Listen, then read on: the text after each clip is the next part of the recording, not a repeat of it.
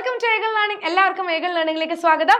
Yes, അപ്പോൾ നമ്മുടെ Christmas പരീക്ഷ ഇങ്ങ് വന്നിരിക്കുകയാണ് അല്ലേ. അപ്പോൾ ഈ ക്രിസ്മസ് പരീക്ഷയ്ക്ക് സുവോളജിയിൽ നിന്ന് ചോദിക്കാവുന്ന എല്ലാ ഇമ്പോർട്ടൻറ്റ് 2 മാർക്ക് ക്വസ്റ്റ്യൻസ് ആയിട്ടാണ് മിസ് വന്നിരിക്കുന്നത്. അപ്പോൾ മക്കൾ എല്ലാവരും ശ്രദ്ധിച്ചിരുന്ന ക്ലാസ് കാണാം. ഒന്നാമത്തെ ചോദ്യത്തിലേക്ക് പോവാം. Define the following terms. A implantation, B colostrum. അപ്പോൾ എന്താണ് ഇംപ്ലാന്റേഷൻ എന്ന് പറയുന്നത്? അതായത് it is the attachment of early embryo അല്ലെങ്കിൽ blastocyst, early embryo or blastocyst into the uterine wall അല്ലെങ്കിൽ endometrium of uterus. അതായത് യൂട്രസിന്റെ എൻഡോമെട്രിയത്തിനോട് ആര് വന്ന് അറ്റാച്ച് ആവുന്നു? ബ്ലാസ്റ്റോസിസ്റ്റ് വന്ന് അറ്റാച്ച്ഡ് ആവുന്നു അല്ലെ. അതായത് ഈ ബ്ലാസ്റ്റോസിസ്റ്റ് അല്ലെങ്കിൽ ഏർലി എംബ്രിയോ യൂട്രൈൻ വാളിന്റെ ഉള്ളിൽ എംബഡായി പോകും, ഇങ്ങനെ മുങ്ങിപ്പോകും. സോ ഈ അറ്റാച്ച്മെന്റിനെ അല്ലെങ്കിൽ ഈ എംബഡ്മെന്റിനെ വിളിക്കുന്ന പേരാണ് എന്തെന്ന് പറയുന്നത്? ഇംപ്ലാന്റേഷൻ എന്ന് പറയുന്നത്. അടുത്തത് എന്താ colostrum? What is meant by colostrum? It is the initial breast milk അല്ലെ. പ്രസവശേഷം ആദ്യം വരുന്ന ഇനീഷ്യൽ ബ്രസ്റ്റ് മിൽക്ക്, ഇതിനെ വിളിക്കുന്ന പേരാണ് കൊളോസ്ട്രം. എന്താ കൊളോസ്ട്രത്തിന്റെ പ്രത്യേകത? ഇറ്റ് കണ്ടെയ്ൻസ് ആന്റിബോഡീസ് അല്ലെ. എന്താണ്? IgA ആന്റിബോഡീസ് ധാരാളം ഉണ്ട്.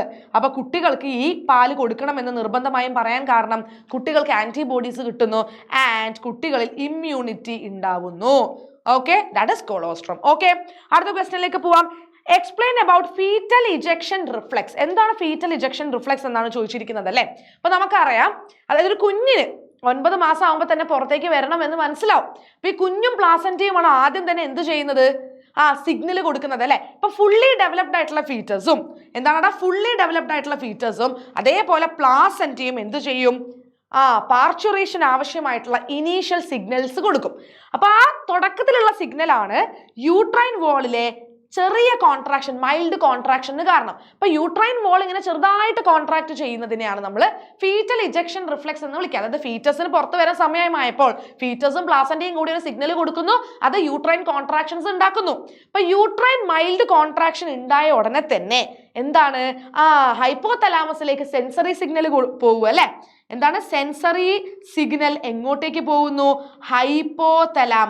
ഹൈപ്പോതലാമസിലേക്ക് പോകുന്നു. അപ്പൊ ഹൈപ്പോതലാമസ് എന്താ ചെയ്യുക? അപ്പൊ തന്നെ ഹൈപ്പോതലാമസ് നമ്മുടെ പോസ്റ്റീരിയർ പിറ്റ്യൂട്ടറി ഗ്ലാൻഡിനെ സ്റ്റിമുലേറ്റ് ചെയ്യും. അപ്പൊ പോസ്റ്റീരിയർ പിറ്റ്യൂട്ടറി ഓക്സിറ്റോസിൻ റിലീസ് ചെയ്യും. ഈ ഓക്സിറ്റോസിൻ നേരെ വന്നിട്ട് യൂട്രസിന്റെ സ്മൂത്ത് മസിൽസിനെ നന്നായിട്ട് അങ്ങ് കോൺട്രാക്ട് ചെയ്യും. അപ്പൊ യൂട്രൈൻ മസിൽസ് ഇങ്ങനെ കോൺട്രാക്ട് ചെയ്യുന്നതിനനുസരിച്ച് വീണ്ടും പോസ്റ്റീരിയർ പിറ്റ്യൂട്ടറി ഓക്സിറ്റോസിനെ റിലീസ് ചെയ്തുകൊണ്ടേയിരിക്കും അല്ലെ. അങ്ങനെയാണ് സ്ട്രോങ് കോൺട്രാക്ഷൻസ് യൂട്രൈൻ വാളിൽ ഉണ്ടാവുന്നത്. അപ്പൊ സ്ട്രോങ് കോൺട്രാക്ഷൻസ് ഉണ്ടാവുന്നു, അതിനോടൊപ്പം തന്നെ എന്താണ്? അതായത് ബേർത്ത് കനാൽ റിലാക്സ് ചെയ്യും, വൈഡൻ ചെയ്യും, കുഞ്ഞ് പുറത്തേക്ക് വരും. ദാറ്റ് ഈസ് പാർച്ചുറേഷൻ അല്ലെങ്കിൽ ചൈൽഡ് ബേർത്ത് ഉണ്ടാവുന്നു. സോ ഇതിനെയാണ് നമ്മൾ ഫീറ്റൽ ഇജക്ഷൻ റിഫ്ലെക്സ് എന്ന് പറയുന്നത് കേട്ടോ. ഓക്കെ, അപ്പൊ തുടക്കത്തിലുള്ള സിഗ്നൽ തരുന്നത് ആര് തന്നെയാണ്? ഈ ഫീറ്റസും അതുപോലെ പ്ലാസന്റയും തന്നെയാണ് കേട്ടോ. It causes mild contractions in uterus. ആ മൈൽഡ് കോൺട്രാക്ഷൻ കാരണമാണ് ഹൈപ്പോതലാമസ് എന്ത് ചെയ്തത്? സെൻസറി സിഗ്നൽസ് പോയപ്പോൾ സ്റ്റിമുലേറ്റഡ് ആയതും ഹൈപ്പോതലാമസ് പോസ്റ്റീരിയർ പിറ്റ്യൂട്ടറി സ്റ്റിമുലേറ്റ് ചെയ്തതും അപ്പോൾ ഓക്സിറ്റോസിനെ റിലീസ് ചെയ്യുന്നതും. ഓക്സിറ്റോസിൻ ആണ് പിന്നെ സ്ട്രോങ് യൂട്രൈൻ കോൺട്രാക്ഷൻസിന് കാരണം. ഓക്കെ, യെസ്, അടുത്ത ക്വസ്റ്റ്യനിലേക്ക് പോവാം. Observe the given photograph and identify the type of contraceptive method. അപ്പൊ ഇത് കോപ്പർ റിലീസിങ് IUD നമ്മൾ പഠിച്ചിട്ടുണ്ട് അല്ലെ. കോപ്പർ T ആണ് ഈ കൊടുത്തിരിക്കുന്നത് കേട്ടോ. കോപ്പർ T ആണ് കൊടുത്തിരിക്കുന്നത്. നെയിം 3 ഗ്രൂപ്പ്സ് ഓഫ് IUDs എന്നുള്ളതാണ് അടുത്ത ക്വസ്റ്റ്യൻ. 3 groups of IUDs ഏതൊക്കെയാണടാ? നമ്മൾ കോപ്പർ റിലീസിങ് IUDs പഠിച്ചിട്ടുണ്ട്, ഹോർമോൺ റിലീസിങ് IUDs പഠിച്ചിട്ടുണ്ട് ആൻഡ് നോൺ മെഡിക്കേറ്റഡ് IUDs പഠിച്ചിട്ടുണ്ട് അല്ലെ. നോൺ മെഡിക്കേറ്റഡ് IUDs പഠിച്ചിട്ടുണ്ട്. ഈ കോപ്പർ റിലീസിങ് IUDയിൽ വരുന്നതാണ് copper T, copper 7 and multiload 375. Hormone releasing IUDയിൽ വരുന്നതാണ് LNG20യും പ്രൊജെസ്റ്റസേർട്ടും. ഓക്കെ, നോൺ മെഡിക്കേറ്റഡ് IUDസിൽ വരുന്നതാണ് ലിപ്സ് ലൂപ്പ്. ഓക്കെ, സെറ്റ് ആയല്ലോ.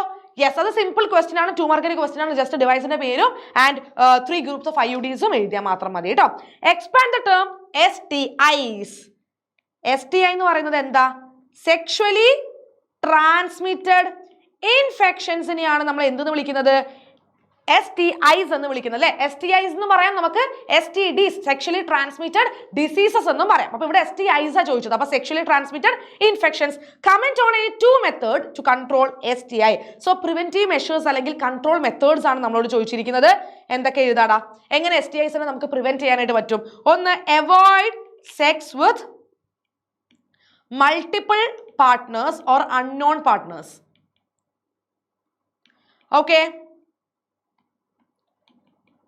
സെക്ഷൽ ഇന്റർകോഴ്സിന്റെ സമയത്ത് എന്ത് ചെയ്യണം? STIs പ്രിവെന്റ് ചെയ്യാൻ ഓൾവേസ് യൂസ് കോണ്ടംസ് അല്ലേ? യെസ്. അപ്പൊ നമ്മൾ 2 മെത്തേഡേ ചോദിച്ചുള്ളൂ. ഇതിന്റെ പുറമെ നിങ്ങൾക്ക് ഇനി ധാരാളം മെത്തേഡ്സ് എഴുതാൻ പറ്റും. ഒന്ന്, നമ്മളെ ബ്ലഡ് ബാങ്ക് സേഫ് ആക്കി വെക്കുക. ബ്ലഡ് ട്രാൻസ്ഫ്യൂഷൻ അല്ലെങ്കിൽ ഓർഗൻ ട്രാൻസ്ഫ്യൂഷന്റെ സമയത്തൊക്കെ എപ്പോഴും എന്തായിരിക്കണം? ചെക്ക് ചെയ്യണം അല്ലെ, സേഫ് ആയിട്ടുള്ള ട്രാൻസ്ഫ്യൂഷൻസ് അല്ലെങ്കിൽ ഡൊണേഷൻസ് മാത്രമേ നടത്താൻ പാടുള്ളൂ. സ്റ്റെറിലൈസ്ഡ് ആയിട്ടുള്ള എക്യുപ്മെന്റ്സ് എപ്പോഴും യൂസ് ചെയ്യാം. Okay, always use sterilised equipments. ഈ നീഡിൽസും സിറിഞ്ചസും ഒന്നും ഷെയർ ചെയ്യാതിരിക്കുക. പിന്നെ അമ്മയിൽ നിന്ന് കുഞ്ഞിലേക്ക് ഈ എയ്ഡ്സ് പോലെയുള്ള പല രീതിയിലുള്ള സെക്ഷലി ട്രാൻസ്മിറ്റഡ് ഇൻഫെക്ഷൻസ് വരാൻ ചാൻസ് ഉണ്ട്. അപ്പൊ അങ്ങനെയാണെങ്കിൽ അങ്ങനെയുള്ള പ്രഗ്നന്റ് ആയിട്ടുള്ള അമ്മമാർ പെട്ടെന്ന് തന്നെ എന്ത് ചെയ്യണം? ഇത് ഡയഗ്നോസ് ചെയ്തിട്ട് അതിന് വേണ്ട ട്രീറ്റ്മെന്റ്സും കാര്യങ്ങളൊക്കെ എടുക്കണം. അതേപോലെ എന്തെങ്കിലും സിംറ്റംസ് ഒക്കെ കണ്ടു തുടങ്ങിയിട്ടുണ്ടെങ്കിൽ പെട്ടെന്ന് തന്നെ നല്ലൊരു ക്വാളിഫൈഡ് ഡോക്ടറെ ഇങ്ങനെയുള്ള പേഷ്യൻസ് ഒക്കെ കൺസൾട്ട് ചെയ്യുക എന്നുള്ളതാണ് കേട്ടോ. അപ്പൊ അങ്ങനെ കുറെ പ്രിവെന്റീവ് മെഷേഴ്സ് നമ്മൾ ടെക്സ്റ്റ് ബുക്കിൽ കൊടുത്തിട്ടുണ്ട്. അതിൽ ഏതെങ്കിലും ഒരു 4 നിങ്ങൾ മിനിമം പഠിച്ചു വെക്കുക കേട്ടോ. ഓക്കെ, അടുത്ത question. Using Punnett square try to find out the nature of offspring of a test cross. Test ക്രോസിൽ ഓഫ്സ്പ്രിങ്സിന്റെ നേച്ചർ കണ്ടുപിടിക്കാനാണ് പറഞ്ഞിരിക്കുന്നത്. ഓക്കെ, അപ്പൊ ടെസ്റ്റ് ക്രോസ് എന്താ നിങ്ങൾക്ക് അറിയാലോ? അതായത് ഒരു ഡൊമിനന്റ് ഫീനോടൈപ്പ് നമുക്കറിയാം. ഓക്കെ, പക്ഷേ ജീനോടൈപ്പ് അറിയില്ല. അപ്പൊ ഡൊമിനന്റ് ഫീനോടൈപ്പിന്റെ അൺനോൺ ജീനോടൈപ്പ് കണ്ടുപിടിക്കാനാണ് നമ്മൾ ടെസ്റ്റ് ക്രോസ് ചെയ്യുക അല്ലെ. അപ്പൊ നമ്മൾ എന്താ ചെയ്യേണ്ടതെന്ന് വെച്ചാൽ ഈ ഡൊമിനന്റ് ഫീനോടൈപ്പിനെ നമ്മൾ എന്ത് ചെയ്യണം? അതായത് ഇപ്പം F1 ആണെങ്കിൽ F1 ഹൈബ്രിഡിനെ F1 പ്രോജനീനെ നമ്മൾ റെസസീവ് പാരന്റുമായിട്ട് ക്രോസ് ചെയ്യണം. ഓക്കെ, റെസസീവ് പാരന്റുമായിട്ട് ക്രോസ് ചെയ്യണം. അതിനാണ് നമ്മൾ ടെസ്റ്റ് ക്രോസ് എന്ന് വിളിക്കുന്നത് കേട്ടോ. അതായത് അൺനോൺ ആയിട്ടുള്ള ആ ഒരു ഓഫ്സ്പ്രിങ്ങിനെ നമ്മൾ റെസസീവ് പാരന്റുമായിട്ട് നമ്മൾ എന്ത് ചെയ്യുന്നു? ക്രോസ് ചെയ്യുന്നു. അതാണ് ടെസ്റ്റ് ക്രോസ്. അപ്പൊ ടെക്സ്റ്റ് ബുക്കിൽ കൃത്യമായിട്ട് നമുക്ക് എന്ത് ചെയ്തിട്ടുണ്ട്? ടെസ്റ്റ് ക്രോസ് കൊടുത്തിട്ടുണ്ട്. അപ്പൊ മക്കളെ നോക്കിക്കേ, ഇവിടെ എന്താണ്? നമ്മളൊരു വൈറ്റ് ആൻഡ് വയലറ്റ് ഫ്ലവേർഡ് പ്ലാന്റ്സിനെ നമ്മൾ ക്രോസ് ചെയ്തു. അപ്പൊ നമുക്ക് കിട്ടിയിരിക്കുന്ന കുഞ്ഞുങ്ങൾ F1 എന്താണ്? വയലറ്റ് ആണ്. വയലറ്റ് ഫ്ലവേർഡ് പ്ലാന്റ്സിനെയാണ് കിട്ടിയിരിക്കുന്നത്. അപ്പൊ നമുക്ക് ഇതിന്റെ എന്തറിയാം? ഫീനോടൈപ്പ് അറിയാം അല്ല. ഡൊമിനന്റ് ഫീനോടൈപ്പ് ആണ് കാണിക്കുന്നത്. വയലറ്റ് ഫ്ലവേർഡ് പ്ലാന്റ്സ് ആണ് F1 ഉണ്ടായിരിക്കുന്നത്. അപ്പൊ വയലറ്റ് എന്ന് പറയുന്ന ഫീനോടൈപ്പ് നമുക്കറിയാം, പക്ഷെ ജീനോടൈപ്പ് അറിയില്ല. അപ്പൊ ജീനോടൈപ്പ് എന്തൊക്കെയാവാം? ക്യാപിറ്റൽ W ആവാം, ക്യാപിറ്റൽ W സ്മോൾ w ആവാം. ഏത് വേണമെങ്കിലും അതിന്റെ ജീനോടൈപ്പ് ആവാം. ജീനോടൈപ്പ് അൺനോൺ ആണ്, അത് നമ്മൾ കണ്ടുപിടിക്കണം. അപ്പൊ നമ്മൾ എന്താ ചെയ്യാന്ന് വെച്ചാൽ, അതായത് ഈ ഓഫ്സ്പ്രിങ്ങിനെ നമ്മൾ എന്ത് ചെയ്യും? റെസസീവ് പാരന്റുമായിട്ട് ക്രോസ് ചെയ്യും. അപ്പൊ ക്യാപിറ്റൽ W വയലറ്റ് ആണ്, ഡൊമിനന്റ് ഫീനോടൈപ്പ് ആണ് അല്ലെ, വയലറ്റ് ആണ്. സ്മോൾ w റെസസീവ് പാരന്റ് അല്ലെ, വൈറ്റ് ആണ്. അപ്പൊ നമ്മൾ ആദ്യം എന്ത് ചെയ്തു? Capital W into small w ചെയ്തു അല്ലെ. ഓക്കെ, അപ്പൊ ആ സമയത്ത് നമുക്ക് നോക്കിക്കടാ, ആ സമയത്ത് നമുക്ക് ക്യാപിറ്റൽ W സ്മോൾ w. അപ്പൊ ഇങ്ങനെ ചെയ്യുമ്പോൾ നമുക്ക് capital W small w, capital W small w, capital W small w, capital W small w, ഇങ്ങനെയല്ലേ നമുക്ക് ഓഫ്സ്പ്രിങ്സിന് കിട്ടിയത് അല്ല. അപ്പൊ നിങ്ങൾ ഇവിടെ നോക്കിക്കേ, എല്ലാവരും എന്താണ്? വയലറ്റ് ആണ്. നമുക്ക് കിട്ടിയ കുഞ്ഞുങ്ങളെല്ലാം എന്താണ്? ഓൾ ഫ്ലവേഴ്സ് ആ വയലറ്റ് അല്ലെ. വയലറ്റ് ഫ്ലവേർഡ് പ്ലാന്റ്സ് ആണ് നമുക്ക് കിട്ടിയിരിക്കുന്നത്. അങ്ങനെ കിട്ടുമ്പോൾ നമുക്ക് മനസ്സിലായി, അതായത് അൺനോൺ ജീനോടൈപ്പ് എന്ന് പറയുന്നത് ഹോമോസൈഗസ് ഡൊമിനന്റ് ആണ്. അതായത് ക്യാപിറ്റൽ W ആണ് ഇവിടുത്തെ അൺനോൺ ജീനോടൈപ്പ് എന്ന് മനസ്സിലായി. ഹോമോസൈഗസ് ഡൊമിനന്റ് അല്ലെ. ഹോമോസൈഗസ് ഡൊമിനന്റ് ആണ് എന്ന് മനസ്സിലായി. ഇനി രണ്ടാമത്തെ കേസ് നമ്മൾ എന്താ ചെയ്യേണ്ടത്? രണ്ടാമത്തെ കേസ് എന്താ ചെയ്യേണ്ടത്?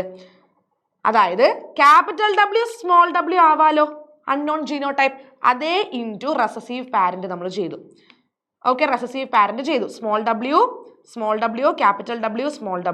അപ്പൊ നമുക്ക് ക്യാപിറ്റൽ W സ്മോൾ w കിട്ടും. Capital W small w. അങ്ങനെ വന്നാൽ വയലറ്റ് ആണ്. അങ്ങനെ വന്നാൽ വയലറ്റ് ഫ്ലവേഴ്സ് ആണ് അല്ലെ.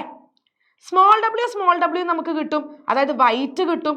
വൈറ്റ് കുട്ടികളെയും കിട്ടും നമുക്ക്. ഓക്കെ, അതായത് വൈറ്റ് ഫ്ലവർഡ് പ്ലാന്റ്സും കിട്ടും. അപ്പൊ 50% ഇവിടെ എന്തുണ്ടായി? വയലറ്റ്. ആൻഡ് 50% എന്താണ്? വൈറ്റ് ഫ്ലവേർഡ് പ്ലാന്റ്സിനാണ് കിട്ടിയിരിക്കുന്നത്. അപ്പൊ 50:50 നമുക്കറിയാം 1:1 ആണ് റേഷ്യോ വരുന്നത്. അപ്പൊ ഹാഫ് ഓഫ് ദ ഫ്ലവേഴ്സ് വയലറ്റും ഹാഫ് ഓഫ് ദ ഫ്ലവേഴ്സ് വൈറ്റും ആണെങ്കിൽ, അങ്ങനെയാണ് കുട്ടികളെ കിട്ടിയതെങ്കിൽ അതിന്റെ അർത്ഥം അൺനോൺ ജീനോടൈപ്പ് എന്തായിരിക്കും? ഹെട്രോസൈഗസ്, അതായത് ക്യാപിറ്റൽ W സ്മോൾ w ആയിരിക്കും. Okay, heterozygous. ഓക്കെ, സെറ്റ് ആയില്ല. അപ്പൊ ടെസ്റ്റ് ക്രോസ് കൃത്യമായിട്ട് പഠിച്ചു വെച്ചോളാം. അടുത്ത question, write about any 4 salient features of double helical structure of DNA. അത് നമ്മൾ ഓൾറെഡി പഠിച്ചതാണ്, double helical model of DNA. ആരതാണ്? വാട്സൺ ആൻഡ് ക്രിക്കിന്റെ അല്ലേ? Okay, yes. അപ്പൊ സാലന്റ് ഫീച്ചേഴ്സ് ആണ് നമ്മളോട് ചോദിച്ചിരിക്കുന്നത്. ഏതൊക്കെ സാലന്റ് ഫീച്ചേഴ്സ് നമുക്ക് പറയാം? നമുക്കറിയാം നമ്മുടെ DNA മോളിക്യൂൾ ഉണ്ടാക്കിയിട്ടുള്ളത് 2 പോളി ന്യൂക്ലിയോടൈഡ് ചെയിൻസിനെ കൊണ്ടാണ് അല്ലെ?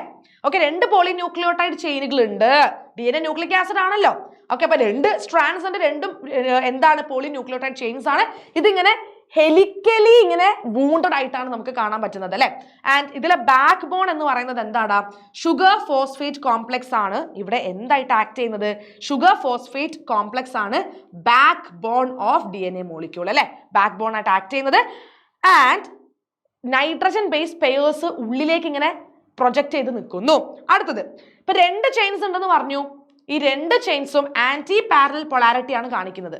ഒരു ചെയിൻ 5-3 ഡയറക്ഷനിലാണെങ്കിൽ 5-3 ഡയറക്ഷനിലാണെങ്കിൽ അടുത്തത് എന്തായിരിക്കും? നേരെ ഓപ്പോസിറ്റ് ആയിട്ടല്ലേ റൺ ചെയ്യുന്നത്, ഓപ്പോസിറ്റ് ഡയറക്ഷനിൽ അല്ലേ? 3-5 ഡയറക്ഷനിലായിരിക്കും. ഓക്കെ, പിന്നെയോ നൈട്രജൻ ബേസ് പെയേഴ്സ് ഫോം ചെയ്യുന്നത് എങ്ങനെയാണ്? ഹൈഡ്രജൻ ബോണ്ടിങ് വഴി.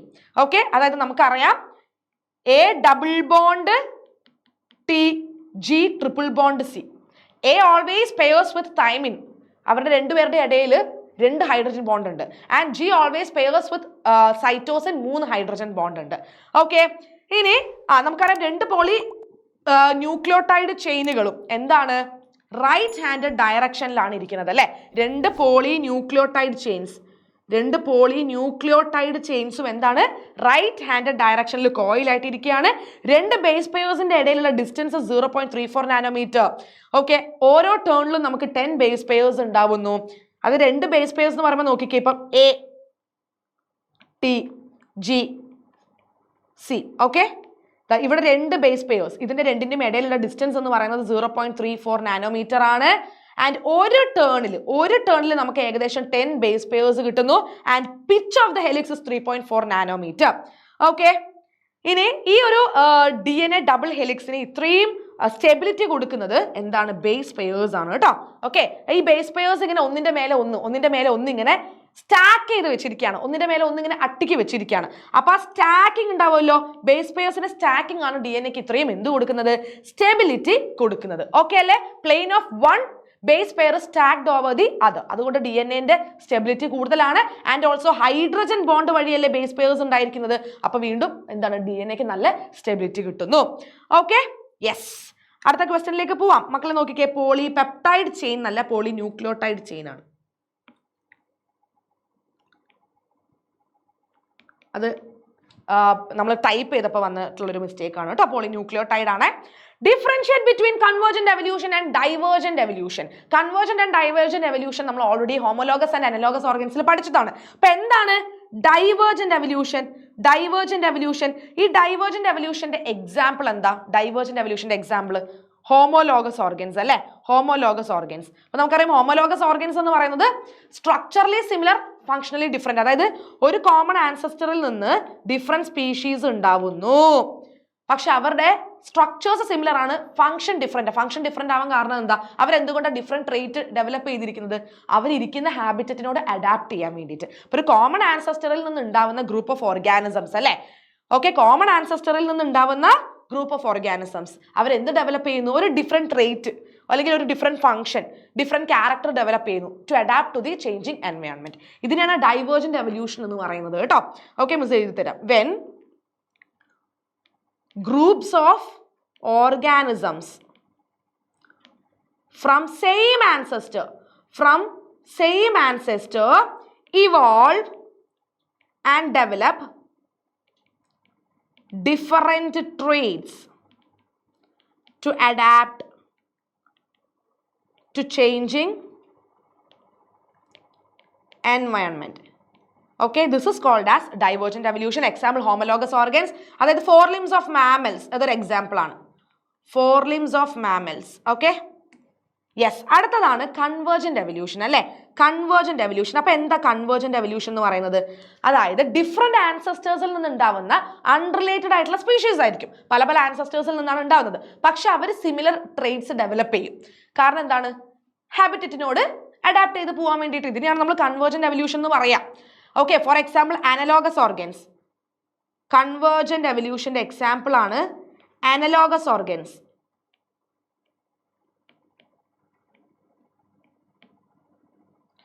ഓക്കെ, അനലോഗസ് ഓർഗൻസ് നമ്മൾ ഓൾറെഡി പഠിച്ചതാണ്. അതായത് സ്ട്രക്ചറലി ഡിഫറെന്റ്, ഫങ്ഷണലി സിമിലർ അല്ലേ. ഇപ്പൊ wings of bird, bat, butterfly, ഇതാണ് എക്സാമ്പിൾ. ഓക്കെ, അപ്പൊ എന്താ കൺവേർജന്റ് എവല്യൂഷൻ എന്ന് ചോദിച്ചാൽ എഴുതുക unrelated species from different ancestors. Same ancestors അല്ല, different ancestors develop similar traits to adapt to the changing environment. ഇപ്പൊ നിങ്ങൾ നോക്കിക്കേ, ഇപ്പൊ അനലോഗസ് ഓർഗൻസ് നമ്മൾ already wings of bird, bat, butterfly പറഞ്ഞല്ലേ. അതായത് ബേർഡ് ഉണ്ടായിട്ടുള്ളത് ഏവ്സിന്റെ ആൻസെസ്റ്ററിൽ നിന്നാണ്, ബാറ്റ് ഉണ്ടായത് മാമൽസിന്റെ ആൻസെസ്റ്ററിൽ നിന്നാണ്. ഇപ്പൊ ബട്ടർഫ്ലൈ ഉണ്ടായിട്ടുള്ളതോ ആർത്രോപോഡയുടെ ആൻസെസ്റ്ററിൽ നിന്നാണ്. അപ്പൊ പല പല ആൻസെസ്റ്റേഴ്സിൽ നിന്നാണ് ഇവരൊക്കെ ഉണ്ടാവുന്നത് അല്ലേ. പക്ഷെ ഇവരൊരു കോമൺ പോയിന്റിൽ കൺവേർജ് ചെയ്യുന്നു. കാരണം ഇവരെല്ലാവരും പറക്കുന്ന ആൾക്കാരാണ്. അപ്പൊ അവരുടെ വിങ്സ് നോക്കുകയാണെങ്കിൽ സ്ട്രക്ചർ ഡിഫറെന്റ് ആണ്, ഫങ്ഷൻ സെയിം ആണ്. പറക്കാനാണ് വിങ്സ് യൂസ് ചെയ്യുന്നത്. കാരണം എന്താണ്, ആ ഹാബിറ്ററ്റിനോട് അഡാപ്റ്റ് ചെയ്യാനുള്ള ഒരു ട്രേറ്റ് ഡെവലപ്പ് ചെയ്തു. അപ്പൊ അവർ ഒരു പോയിന്റിലേക്ക് കൺവേർജ് ചെയ്തു. ഓക്കെ, ഇതാണ് divergent and convergent evolution. Next question, അടുത്ത ക്വസ്റ്റ്യനിലേക്ക് നമുക്ക് പോവാം. Identify and label A and B in the following steps.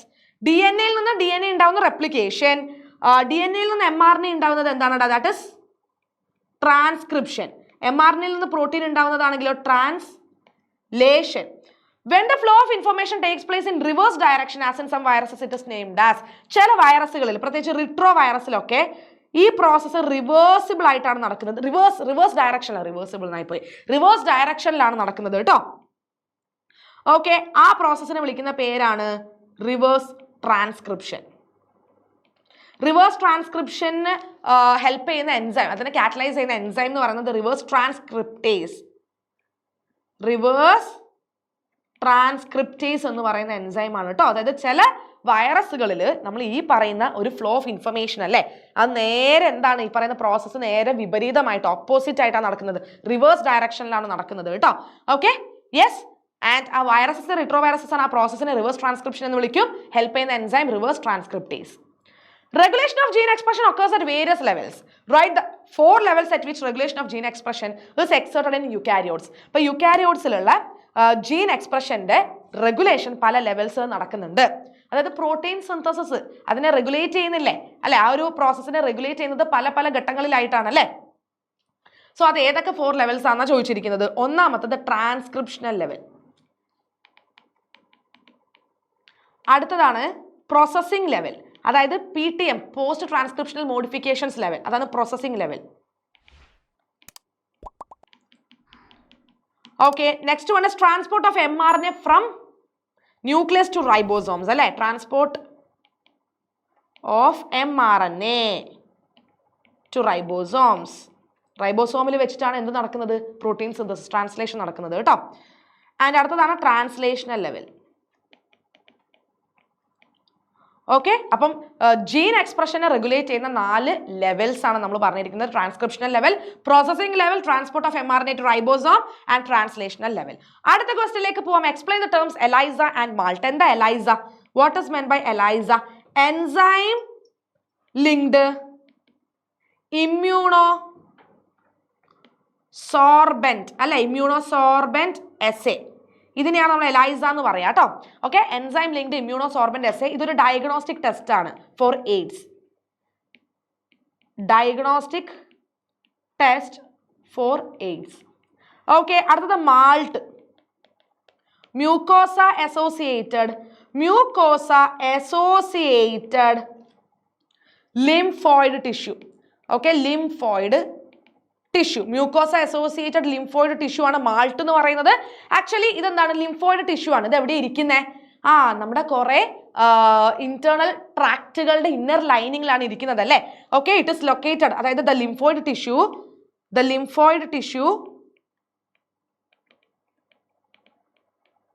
located within inner lining of major tracts. ഏതൊക്കെ ട്രാക്ട്സ് ആണ്? Respiratory tract,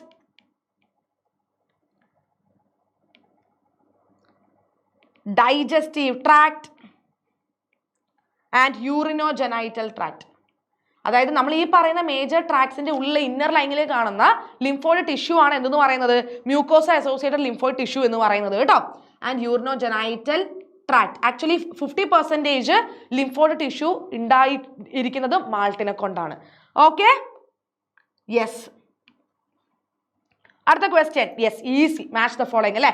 സാൽമണല്ല typhi, typhoid, rhinovirus, common cold, pneumococcus, pneumonia, plasmodium, malaria. Okay, AIDS നമുക്ക് വേണ്ട. അടുത്ത ക്വസ്റ്റ്യനിലേക്ക് പോവാം. Observe the diagram and answer the following questions. എന്തൊക്കെ തന്നിട്ടുണ്ട് ഇവിടെ? Plasma membrane, nucleus containing chromosomal material, neck, middle piece, mitochondria, ഇതെല്ലാം അവർ സ്പേമിൽ കറക്റ്റ് ആയിട്ട് ലേബൽ ചെയ്ത് കൊടുത്തിട്ടുണ്ട്. നമ്മളോട് പറഞ്ഞിരിക്കുന്നത് എന്താണ്? എക്സും വൈയും ലേബൽ ചെയ്യാനാണ്. അപ്പൊ എക്സ് എന്ന് പറയുന്നത് നമുക്കറിയാം ആക്രോസോം ആണ്, why tail. Okay, so name the parts x and y. X acrosome, y tail. Write the functions of x and y. അപ്പൊ എക്സിന്റെയും വൈന്റെയും ഫംഗ്ഷൻ. എക്സ് ആക്രോസോം അല്ലേ, അപ്പൊ acrosome is a cap like structure അല്ലേ. It is a cap like structure in the head of the sperm that is filled with enzymes. കുറെ ഹൈഡ്രോലിറ്റിക് enzymes ഉള്ള cap like structure ആണ് ആക്രോസോം. ഈ enzymes എന്തിനാ help ചെയ്യുക? ഹയാലുറോണിഡേസ് എന്ന് പറയുന്ന എൻസൈംസ് ഒക്കെ ഉണ്ട് അല്ലേ. ഇത് ഹെൽപ്പ് ചെയ്യുന്നത് ഫെർട്ടിലൈസേഷൻ. ഓക്കെ, ഫെർട്ടിലൈസേഷന് ഹെൽപ്പ് ചെയ്യും. ഓക്കെ, ഫെർട്ടിലൈസേഷന് ഹെൽപ്പ് ചെയ്യും. അതായത് ഫെർട്ടിലൈസേഷന്റെ സമയത്ത് എൻസൈംസ് റിലീസ് ആവും. അത് ഓവത്തിന്റെ വാളിൽ കുറെ മാറ്റങ്ങൾ വരുത്തുന്നു. എന്തിനാണ്? ഒന്നുമില്ല, സ്പെർമിന് ഉള്ളിലേക്ക് കിടക്കണ്ടേ, ഓവത്തിന്റെ സൈറ്റോപ്ലാസ്റ്റിലേക്ക് എൻ്റർ ചെയ്യാനായിട്ട് ഹെൽപ്പ് ചെയ്യും. അപ്പൊ ഫെർട്ടിലൈസേഷന് ഹെൽപ്പ് ചെയ്യും ഈ എൻസൈംസ് കേട്ടോ. അപ്പൊ ടെയിൽ ആണെങ്കിലോ, ടെയിലിന്റെ ഫംഗ്ഷൻ എന്താ? സ്പെർമിനെ സ്വിം ചെയ്യാൻ ഹെൽപ്പ് ചെയ്യും, മോട്ടിലിറ്റിക്ക് ഹെൽപ്പ് ചെയ്യും. Okay, yes. അടുത്ത ക്വസ്റ്റ്യനിലേക്ക് പോവാം. Write in one function of following in the reproductive system of human. A, corpus luteum. അപ്പൊ കോർപ്പസ് ലൂട്ടിയം എന്ത് സെക്രീറ്റ് ചെയ്യുന്നുണ്ട്? പ്രൊജസ്റ്ററോൺ സെക്രീറ്റ് ചെയ്യുന്നുണ്ട് അല്ലെ. പ്രൊജസ്ട്രോൺ സെക്രീറ്റ് ചെയ്യും. പ്രൊജസ്ട്രോൺ എന്തിനാ ഹെൽപ്പ് ചെയ്യുക? പ്രഗ്നൻസി മെയിൻറ്റെയിൻ ചെയ്യാൻ അല്ലെ, മെയിൻറ്റെയിൻ പ്രഗ്നൻസി. അടുത്തതാണ് സെർട്ടോളി സെൽസ്. അപ്പൊ സെർട്ടോളി സെൽസ് എന്താ ചെയ്യുക? മെയിൽ ജേം സെൽസിന് വേണ്ട ന്യൂട്രീഷൻ പ്രൊവൈഡ് ചെയ്യും. ഇത് നേഴ്സ് സെൽസ് ആണ് സെർട്ടോളി സെൽസ് എന്ന് പറയുന്നത്. So provide nutrition to germ cells. Okay, അടുത്ത question. Observe the diagram. Identify the process of sterilization shown in the figure. And ഈ കൊടുത്തിരിക്കുന്നത് vasectomy ആണോ ട്യൂബെക്ടമി ആണോ? This is tubectomy. ട്യൂബെക്ടമി. നമ്മൾ sterilisation മെത്തേഡിൽ ട്യൂബെക്ടമി പഠിച്ചിട്ടുണ്ട്. How does this method help in contraception? അതായത് നമ്മൾ എന്താ ചെയ്യുന്നത്? ഫീമെയില് ഈ പറയുന്ന ഫെലോപ്പിയൻ ട്യൂബ് കട്ട് ചെയ്ത് ഇങ്ങനെ ടൈ ചെയ്ത് വെക്കുക അല്ലേ. എന്തിനു വേണ്ടിയിട്ടാണ്? ഫെർട്ടിലൈസേഷൻ പ്രിവെന്റ് ചെയ്യാൻ വേണ്ടിയിട്ട് അല്ലേ. അതായത് സ്പേമിന് ഒരിക്കലും എന്ത് ചെയ്യാൻ പറ്റില്ല? സ്പേമിന് ഒരിക്കലും ആംപ്യുള്ളയിലേക്ക് എത്താനായിട്ട് പറ്റില്ല. Okay, sperm cannot reach ആംപ്യുള്ള.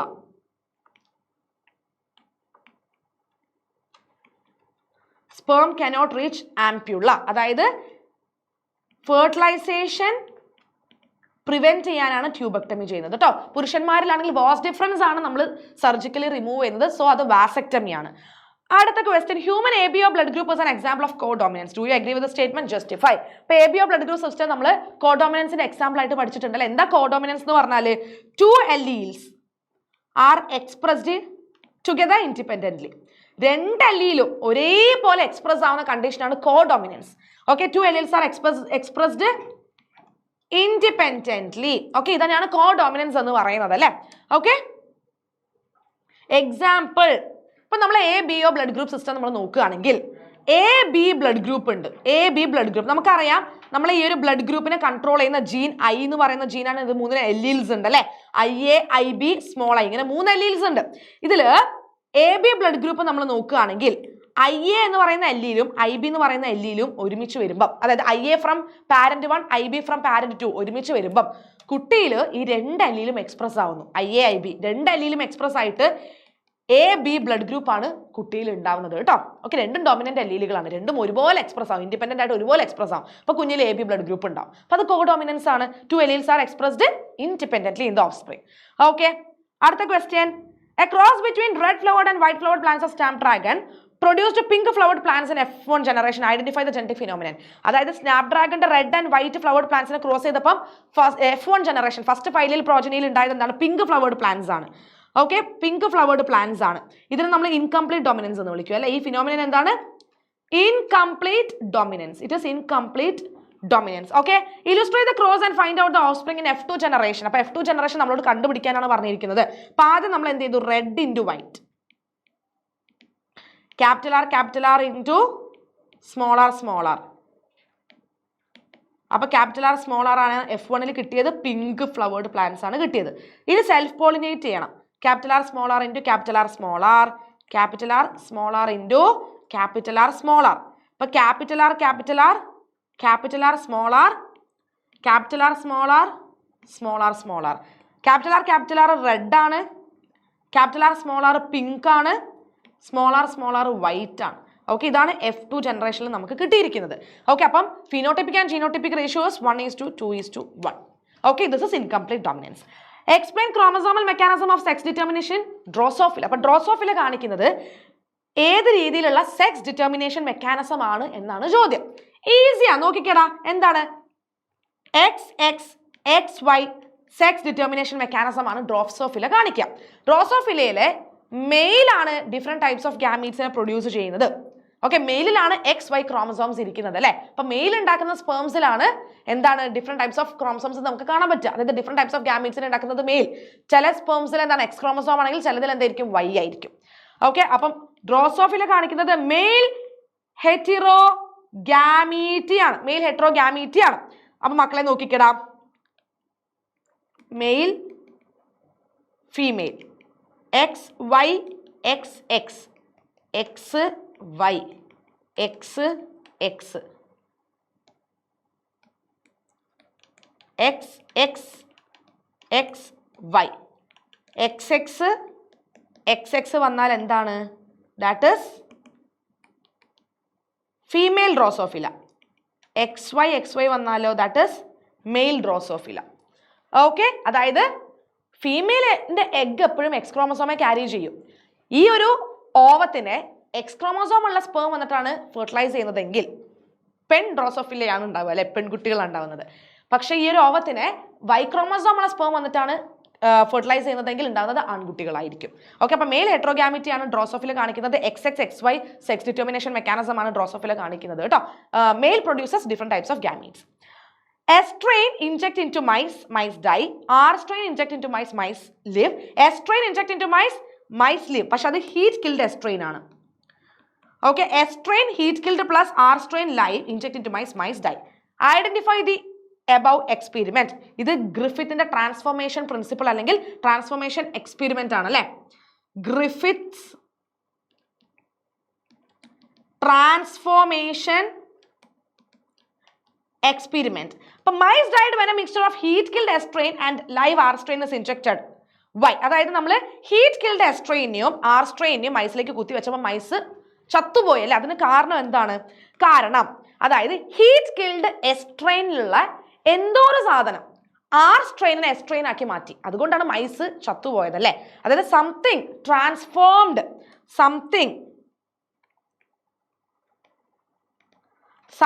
From heat killed S strain transformed R strain to S strain. Okay, അപ്പൊ ഈ ഒരു സംതിങ് അതിനെ ഗ്രിഫിത്ത് വിളിച്ചിരുന്നത് ട്രാൻസ്ഫോമിംഗ് പ്രിൻസിപ്പിൾ എന്നാണ് കേട്ടോ. അന്ന് അത് DNA ആണെന്നൊന്നും അറിയില്ലല്ലോ. അതിനെ ട്രാൻസ്ഫോമിംഗ് പ്രിൻസിപ്പിൾ എന്നാണ് ഗ്രിഫിത്ത് വിളിച്ചിട്ടുണ്ടായിരുന്നത് കേട്ടോ. Okay, yes. അടുത്ത ക്വസ്റ്റ്യനിലേക്ക് പോവാം. Classify the following groups of organs or structures into homologous and analogous organs. Flippers of penguins and dolphins analogous ആണ്. Flower limbs of man, cheetah, whale, bat homologous. Wings of butterfly and birds analogous. Thorn of bougainvillea and tendril of cucurbita that is homologous. Okay, അത് easy question ആയിരുന്നു. What is hardy-Weinberg principle? Mention any 2 factors that affect hardy-Weinberg equilibrium. എന്താണ് hardy-Weinberg principle എന്ന് പറഞ്ഞാൽ ഒരു പോപ്പുലേഷന്റെ അലിലിക് frequency എന്ന് പറയുന്നത് stable ആയിരിക്കും. ഇനി എത്ര ജനറേഷൻ അത് മുന്നോട്ടേക്ക് പോയാലും it will be constant from generation to generation. ഇതിനാണ് ഹാർഡി-വെയിൻബർഗ് പ്രിൻസിപ്പിൾ ഓർ ഇക്വിലിബ്രിയം എന്ന് വിളിക്കുന്നത് അല്ലേ. അതായത് ഇപ്പോൾ ഒരു പോപ്പുലേഷന്റെ അലിലിക് ഫ്രീക്വൻസി എന്ന് പറയുന്നത് അല്ലെങ്കിൽ അതിന്റെ ജീൻ പൂൾ എന്ന് പറയുന്നത് എക്സ് ആണെന്ന് വിചാരിക്കും. ഓക്കെ, അലിലിക് ഫ്രീക്വൻസി എക്സ് ആണ്. അപ്പം ഈ ഒരു പോപ്പുലേഷൻ റീപ്രൊഡ്യൂസ് ചെയ്യും. ഫസ്റ്റ് ജനറേഷൻ ഉണ്ടായി, അതും എക്സ് ആയിരിക്കും. സെക്കൻഡ് ജനറേഷൻ ഉണ്ടായി, അവരുടെ എലിലിക് ഫ്രീക്വൻസി എക്സ് ആയിരിക്കും. അതായത് എത്ര ജനറേഷൻ മുന്നോട്ടേക്ക് പോയാലും എലിലിക് ഫ്രീക്വൻസിയിൽ മാറ്റമില്ല, അത് സ്റ്റേബിൾ ആൻഡ് കോൺസ്റ്റന്റ് ആയിരിക്കും എന്നാണ് ഹാർഡി വെയിൻബർഗ് ഇക്വിലിബ്രിയം പറയുന്നത്. അപ്പൊ ജീൻ പൂളും കോൺസ്റ്റന്റ് ആയിരിക്കും. ജീൻ പൂൾ എന്ന് പറഞ്ഞാൽ ആ ഒരു പോപ്പുലേഷന്റെ ടോട്ടൽ ജീൻസിനെയാണ് നമ്മൾ ജീൻ പൂൾ എന്ന് വിളിക്കുക. അതും കോൺസ്റ്റന്റ് ആയിരിക്കും കേട്ടോ. ഓക്കെ, ആൻഡ് നമുക്കിവിടെ p plus q is equal to 1 അഥവാ p square plus 2pq plus q square is equal to 1. Hardy Weinberg ഇക്വിലിബ്രിയമായിട്ട് ബേസ് ചെയ്തിട്ടുള്ള ബൈനോമിയൽ ഇക്വേഷൻ ആണിത്. Very important. ഇത് വെച്ചിട്ടും ഈ ഒരു ക്വസ്റ്റ്യൻ ചോദിക്കാറുണ്ട്. ഓക്കെ, നമ്മളോട് ഒരു ക്വസ്റ്റ്യൻ കൂടി ചോദിച്ചിട്ടുണ്ട്. 2 factors that affect Hardy Weinberg principle. എന്തൊക്കെ പറയാം? ജനറ്റിക് ഡ്രിഫ്റ്റ് പറയാം, ജനറ്റിക് ഡ്രിഫ്റ്റ് പറയാം, മ്യൂട്ടേഷൻ പറയാം, ജനറ്റിക് റീകോമ്പിനേഷൻ പറയാം, നാച്ചുറൽ സെലക്ഷൻ പറയാം, gene migration or gene flow പറയാം. അപ്പൊ ഏതെങ്കിലും ഒരു 2 എണ്ണം നിങ്ങൾ എഴുതിയാൽ മതി കേട്ടോ. ഓക്കെ, അടുത്ത question. Write down any 4 salient features of genetic code. Genetic കോഡിന്റെ 2 സാലിയന്റ് ഫീച്ചേഴ്സ് ആണ് നമ്മളോട് ചോദിച്ചിരിക്കുന്നത്. അപ്പൊ ഒന്ന് നമുക്കറിയാം, എപ്പോഴും 3 ന്യൂക്ലിയോടൈഡുകളെ ഒരുമിച്ച് വെച്ചിട്ടാണ് നമ്മളൊരു കോഡോൺ എന്ന് പറയുന്നത് അല്ലെ. അതായത് എപ്പോഴും ജനറ്റിക് കോഡ് എന്തായിരിക്കും? ട്രിപ്ലറ്റ് ആയിരിക്കും. And it is universal. എന്താണ് യൂണിവേഴ്സൽ? എന്താ യൂണിവേഴ്സൽ എന്ന് പറഞ്ഞാൽ, ഇപ്പം യു എന്ന് പറയുന്ന ഒരു കോഡോൺ, ഇത് ശരിക്കും ഫിനൈൽ അലനിൻ എന്ന് പറയുന്ന അമിനോ ആസിഡിനെയാണ് കോഡ് ചെയ്യുക. ഇത് എല്ലാ ഓർഗാനിസംസിലും, ഇപ്പൊ ബാക്ടീരിയയിലോ അല്ലെങ്കിൽ മനുഷ്യന്മാരിലോ എല്ലാ ഓർഗാനിസംസിലും ഈ യു എന്ന് പറയുന്ന ഒരു കോഡോണ് ഫിനൈൽ അലനിൻ എന്ന് പറയുന്ന അമിനോ ആസിഡിനെ മാത്രമേ കോഡ് ചെയ്യുള്ളൂ. അത് യൂണിവേഴ്സൽ ആണ്, എല്ലാ ജീവികളിലും സെയിം ആണ്. ചില പ്രോട്ടോസോവൻസിലും മൈറ്റോകോൺഡ്രിയൽ കോഡോൺസിലും മാത്രമേ എക്സെപ്ഷൻസ് കാണിക്കുന്നുള്ളൂ. അടുത്തതാണ് ജനറ്റിക് കോഡ് ഡീജനറേറ്റ് ആണ്. ജനറ്റിക് കോഡ് എന്താണ്? ഇറ്റ് ഇസ് ഡീജനറേറ്റ് അല്ലെ. ജനറ്റിക് കോഡ് എന്ന് പറയുന്നത് എന്തായിരിക്കും? ഡീജനറേറ്റ് ആയിരിക്കും. അതായത് ഇപ്പൊ യു ഫിനൈൽ അലനിൻ, യു എന്ന് പറയുന്നത് എന്താണ്? ഫിനൈൽ അലനിനെ കോഡ് ചെയ്യുന്ന ഒരു കോഡോൺ ആണ്. ഓക്കെ, ഇതേ ഫിനൈൽ അലനിനെ വേറെയും എന്താണ് ജനറ്റിക് കോഡുകൾ കോഡ് ചെയ്യുന്നുണ്ട്. Okay, more than 1 triplet codon code for same amino acid. ഒരേ അമിനോ ആസിഡിനെ കോഡ് ചെയ്തിട്ട് ഒന്നിൽ കൂടുതൽ കോഡോണുകൾ ഉണ്ട്. അതാണ് ഡീജനറേറ്റ് എന്ന് പറഞ്ഞാൽ. പക്ഷെ അൺആംബിഗ്വസ് എന്ന് പറഞ്ഞാൽ എന്താ? അൺആംബിഗ്വസ് എന്ന് പറഞ്ഞാൽ ഒരു കോഡോൺ ഒരു അമിനോ ആസിഡിനെ കോഡ് ചെയ്യുള്ളൂ. ഒരു കോഡോൺ ഒരു അമിനോ ആസിഡിനെ മാത്രമേ കോഡ് ചെയ്യുള്ളൂ അല്ലെ. മോർ ദാൻ 1 അമിനോ ആസിഡിനെ കോഡ് ചെയ്യില്ല. ഇപ്പൊ യു ഫിനൈൽ അലനിനെ മാത്രമേ കോഡ് ചെയ്യുള്ളൂ, അത് ഒരിക്കലും വാലിനെ കോഡ് ചെയ്യില്ല. ഓക്കെ, അപ്പം ഒരു അമിനോ ആസിഡിനെ ഒരു കോഡോൺ ആണ് കോഡ് ചെയ്യുന്നത്. അതായത് ഒരു കോഡോൺ ഒരു അമിനോ ആസിഡിനെയാണ് കോഡ് ചെയ്യുന്നത്. പക്ഷേ ഡീജനറേറ്റ് എന്ന് പറയുമ്പോൾ നമ്മൾ അതല്ല പറഞ്ഞിരുന്നത്. ഡീജനറേറ്റ് എന്ന് പറഞ്ഞാൽ എന്താണ്? ഒരു അമിനോ ആസിഡിനെ പല കോഡോണുകൾക്ക് കോഡ് ചെയ്യാം. ഓക്കെ, സെയിം അമിനോ ആസിഡിനെ കുറേ കോഡോണുകൾക്ക് കോഡ് ചെയ്യാം. പക്ഷെ അൺആംബിഗ്വസ് എന്ന് പറഞ്ഞാലോ ഒരു കോഡോണിന് ഒരു അമിനോ ആസിഡിനെ മാത്രമേ കോഡ് ചെയ്യാൻ പറ്റുള്ളൂ കേട്ടോ. ഓക്കെ, ഇനി നമുക്കറിയാം സ്റ്റാർട്ട് കോഡോൺ എന്ന് പറയുന്നത് AUG ആണ്. അത് മെത്തിയോണിൻ എന്ന് പറയുന്ന അമിനോ ആസിഡിനെയാണ് കോഡ് ചെയ്യുന്നത്. ആൻഡ് UAG UG എന്ന് പറയുന്നത് സ്റ്റോപ്പ് കോഡോൺസ് ആണ്. മൊത്തം 64 കോഡോണുകളാണല്ലോ ഉള്ളത്. അതിൽ 61 എണ്ണം പ്രോട്ടീൻസിനെ കോഡ് ചെയ്യും, അമിനോ ആസിഡിനെ കോഡ് ചെയ്യും. പക്ഷേ ബാക്കി വരുന്ന 3 എണ്ണം എന്ന് പറയുന്നത് സ്റ്റോപ്പ് കോഡോൺസ് ആണ്. സ്റ്റോപ്പ് കോഡോൺസ് ഒരിക്കലും എന്ത് ചെയ്യുന്നില്ല? അമിനോ ആസിഡുകളെ കോഡ് ചെയ്യുന്നില്ല.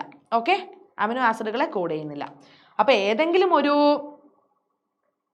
4 സാലന്റ് ഫീച്ചേഴ്സേ നമ്മളോട് ചോദിച്ചിട്ടുള്ളൂ. അപ്പൊ 4 എണ്ണം നിങ്ങൾ എഴുതിയാൽ മതി കേട്ടോ. അപ്പൊ universal, unambiguous, degenerate, start codon, stop codon, പിന്നെ ട്രിപ്ലറ്റ്. ഈ പോയിന്റ്സ് ഒക്കെ നിങ്ങൾ ഓർത്ത് വെക്കുക കേട്ടോ. പലപ്പോഴും കുട്ടികൾ ഈ ഡീജനറേറ്റും അൺആംബിഗ്വസും മാറിപ്പോകുന്നത് കാണാറുണ്ട്. ഇപ്പൊ ഞങ്ങൾ തന്നെ ക്ലാസ് എടുക്കുമ്പോൾ ഞങ്ങൾക്ക് ചിലപ്പോൾ ഇടയ്ക്ക് ഇങ്ങനെ എന്താ പറയാ മാറിപ്പോ.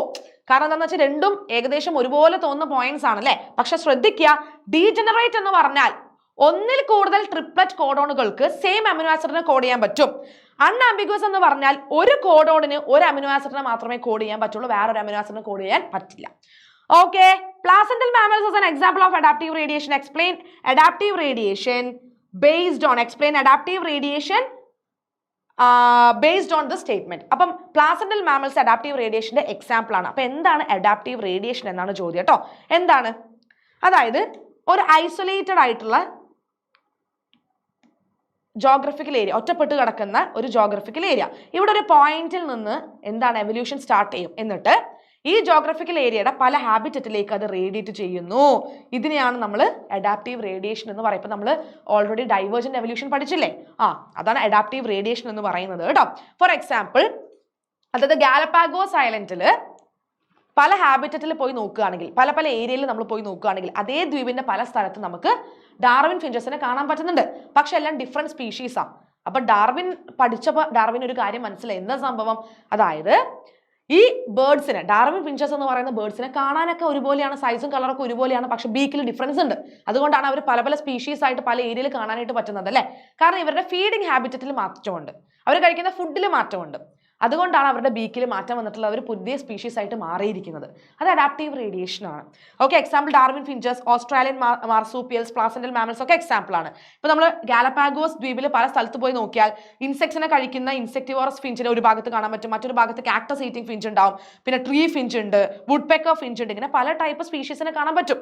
ഫിഞ്ചസിൽ തന്നെ ബീക്കിൽ വ്യത്യാസമുള്ള പല ടൈപ്പ് നമുക്ക് കാണാൻ പറ്റും. കാരണം അവിടെ ഫീഡിംഗ് ഹാബിറ്ററ്റിൽ വന്ന വ്യത്യാസമാണ് ബീക്കിൽ വ്യത്യാസം ഉണ്ടാക്കിയിട്ടുള്ളത് കേട്ടോ. അപ്പൊ ഇവരെല്ലാവരും ഒരു കോമൺ ആൻസസ്റ്റർ ഫിഞ്ചിൽ നിന്നാണ് ഉണ്ടായത്.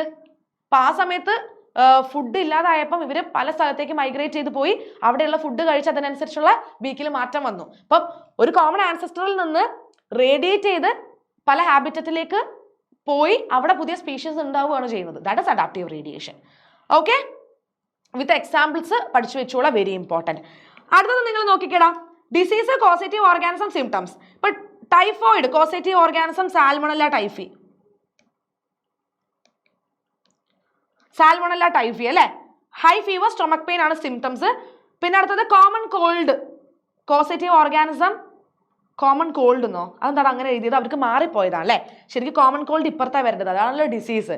ഓക്കെ, എന്തായാലും കോസേറ്റീവ് ഓർഗാനിസം റൈനോ വൈറസ് ആണ്.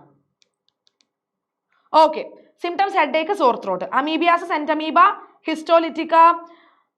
സിംറ്റംസ് ഒന്ന് കോൺസ്റ്റിപ്പേഷൻ, ഓക്കെ, പിന്നെ അബ്ഡമിനൽ പെയിൻ, ക്രാംസ് അല്ലെ, അബ്ഡമിനൽ പെയിൻ, അബ്ഡമിനൽ ക്രാംസ് ഒക്കെ ഉണ്ടാവും. പിന്നെ stool with blood, stool with blood or blood clots and mucus, മ്യൂക്കസും ബ്ലഡും ഒക്കെ അടങ്ങിയിട്ടുള്ള സ്റ്റൂൾസ് ആയിരിക്കും പോകുന്നത്. അസ്കാരിയാസിസ് ഉണ്ടാക്കുന്നത് അസ്കാരിസ്, കോസേറ്റീവ് ഓർഗാനിസം അസ്കാരിസ് അല്ലെ. Symptoms internal bleeding, muscular pain ഒക്കെയാണ് വരുന്നത്. Name the 4 types of barriers in innate immunity with one example each. അപ്പൊ 4 ടൈപ്പ് ബാരിയേഴ്സ് നമ്മൾ ഇമ്മ്യൂണിറ്റിയിൽ പഠിക്കുന്നുണ്ട്, വിത്ത് എക്സാമ്പിൾ ആണ് എഴുതേണ്ടത്. ഏതൊക്കെയാണെന്ന് മക്കളെ നോക്കിക്കടാ. Physical barriers, example skin, mucus, hair in nostrils ഒക്കെ വരും. Physiological barriers, lysozyme, gastric juice, saliva, sebum, tears. Cellular barriers, neutrophil, macrophage, basophil, eosinophil, natural killer cells. Cytokine ബാരിയേഴ്സിലാണ് എന്ത് വരുന്നത്? ഇന്റർഫെറോൺസ് വരുന്നത്. Okay, yes, and the last question, name 2 drugs used against allergy. അലർജിക്ക് against നമ്മൾ use ചെയ്യുന്ന 2 drugs. ഒന്ന് anti histamine,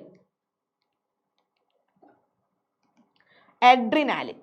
ഇതെല്ലാം അലർജിക്ക് അഗെയിൻസ്റ്റ് നമ്മൾ യൂസ് ചെയ്യുന്ന ഡ്രഗ്സ് ആണ്. അപ്പൊ മക്കളെ നോക്കിക്കാൻ നമ്മൾ മാക്സിമം ഏകദേശം 25ഓളം 2 മാർക്കിന്റെ ക്വസ്റ്റ്യൻസ് നമ്മൾ ചെയ്തിട്ടുണ്ട്.